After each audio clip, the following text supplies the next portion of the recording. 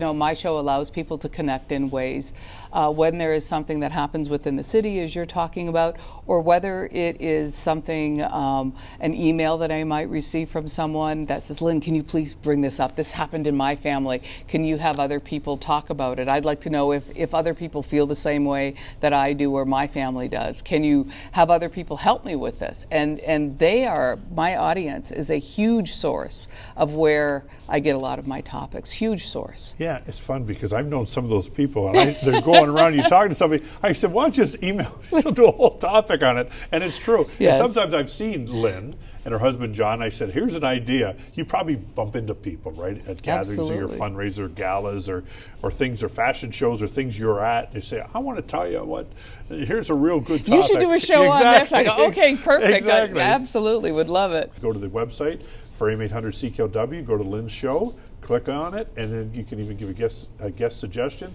or email Lynn. We'll put that down at the bottom here. There it is, of Lynn's information. You can send an email to her, guest suggestion, Absolutely. or a topic. Nothing about topics of this show, no negativity. I guess the thing is, too, I want to talk about is who are you talking to? As a radio personality, who do you picture? Who do I picture in my audience? Yeah, that you're talking to. You, my next door neighbor, my daughter, my neighbor, my family. Yeah. Because I always wonder, people in radio, who do they think they're, like, what is the vision that you're talking to? Because if you don't have a call or you're just talking about a subject, who is you're looking at in your eyes? You're right, because we are our booth is very isolated, right? So it's just, and it's the average person.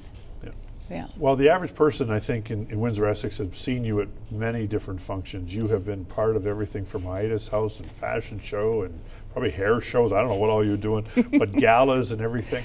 So thank you for doing that. I know it's difficult because you're probably asked all the time. You have time. You have your personal time, too. You must have fun. I know you and Ann from Ann's on the Avenue are great friends. Yes. I know I remember emceeing. Yes. I emceed a fashion show. It was one of Ann's fashion shows, Ann's from Ann's on the Avenue. We hope to have on here. And I remember co-emceeing with you, and that was one of the first times I got to talk to you and everything. So you probably get a lot of requests, to be a part of, and you have been Run for Rocky. I know you're big involved with the very close to my heart. Campana family. Absolutely, very close to my heart. So some of your charity work. Yes, and certainly the Run for Rocky and people that need that type of representation. Aida's house, something that has been close to my heart for years and years and years. Once again, John, coming from people's stories from women that say, I need my story to be told. And so that is something that, like I said, once again, very close to my heart.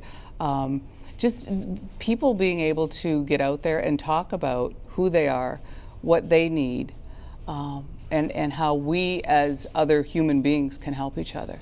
And I want to focus a little bit on the Campana family. You knew their son Rocky and their story, so just share with us a couple of minutes of. We've had Nancy on this show, but what's so special about what they've been doing for the LGBT community? Well, I think with Nancy and Rob and Rocky and Connor and Kirsten and I have known them for well over 20 years now. So certainly knew Rocky as he was growing up, and very, very close friends of ours, always has been. So to see the struggles and to know the struggle that Rocky went through, and then that as a young gay man, absolutely, and then to know what Nancy and Rob have been through and go through, and just, they want to try, and they have changed a lot of things, not only in this community but beyond, and to even be such a small part of helping to do that is absolutely amazing. So when Rocky took his life,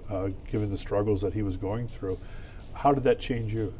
Oh, it changed me immensely, because I will say 4 months prior to him doing that, at a relative's funeral, he said to me, I remember standing there, and he said to me, Lynn, we have to do something. You have to help me. You have to help get the word out. You have to help me change things.